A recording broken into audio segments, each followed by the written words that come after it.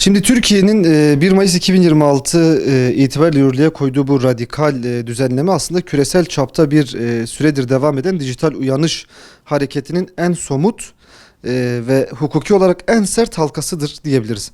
Bu adımı sadece yerel bir yasak olarak değil, dünya genelinde devletlerin teknoloji devlerine karşı ilan ettiği bir egemenlik ve koruma deklarasyonu olarak okumak gerekir. Türkiye'nin attığı bu adım arka planında Avustralya, Fransa ve ABD gibi ülkelerin daha önce açtığı yollar ve bu ülkelerin liderlerinin çocuklarının ruh sağlığını koruma motivasyonu yatmaktadır. Küresel ölçekte bu akımın öncülerinden biri olan Avustralya Başbakanı Anthony Albanese 2024 sonlarında yaptığı şu tarihi açıklamada sosyal medya çocuklarımıza zarar veriyor ve ben buna bir son veriyorum diyerek 16 yaşından küçüklere karşı sosyal medya yasağını gündeme taşımıştır. Avustralya'nın bu hamlesinden sonra Fransa özellikle Cumhurbaşkanı Emmanuel Macron dijital ergenlik kavramını literatüre getirerek 15 yaş altı çocukların ebeveynin izni olmadan platforma girmelerini yasaklayan düzenlemeleri gençleri siber zorbalıktan ve algoritmik kölelikten kurtarılması olarak nitelendirmişti. ABD'de ise Florida valisi Ron DeSantis sosyal medyanın çocukların gelişimini sabote ettiğini belirterek eyalet düzeyinde 14 yaş altı yasağın hukuki bir zorunluluk olarak yürürlüğe koymuştur.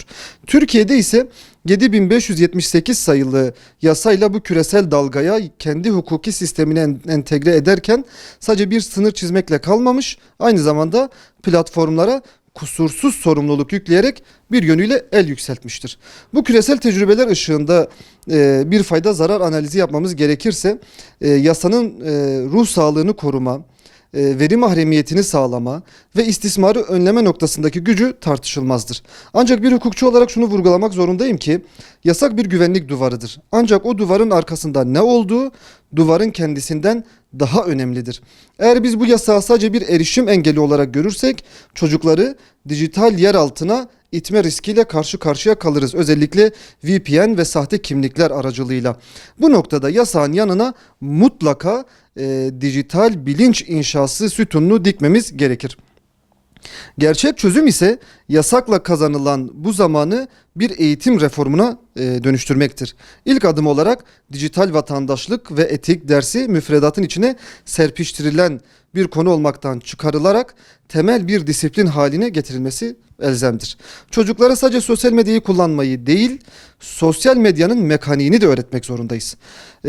Bir algoritmasının nasıl çalıştığını, neden beğeni butonuna basınca beyinde dopamin salgılandığını ve bir reklamın onları nasıl hedeflediğini bilen bir çocuk 15 yaşına geldiğinde artık o dünyada bir av değil, daha doğrusu bilinçli bir aktör olarak bu dünyaya girecektir.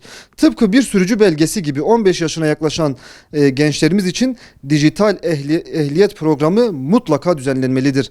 Mahremiyet yönetimi, dezenformasyon analizleri ve siber zorbalıkla başa çıkma testlerini geçen gençlere bu mecraların kapısı açılmalıdır.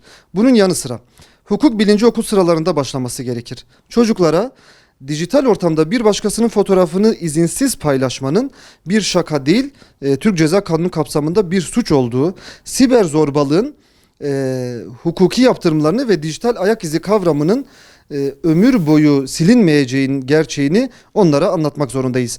Eğitim sadece çocuklarla da sınırlı kalmaması gerekiyor. Ebeveynler için de hakeza dijital ebeveynlik akademileri kurularak yasak sonrası oluşacak boşluğun çocuklarla kaliteli vakit geçirerek ve alternatif yaratıcılık alanları, mesela kodlama, sanat ve spor gibi alanlar oluşturularak bu çocuklarla bu zamanın nasıl doldurulacağı ailelere bir rehberlik olarak sunulması gerekiyor.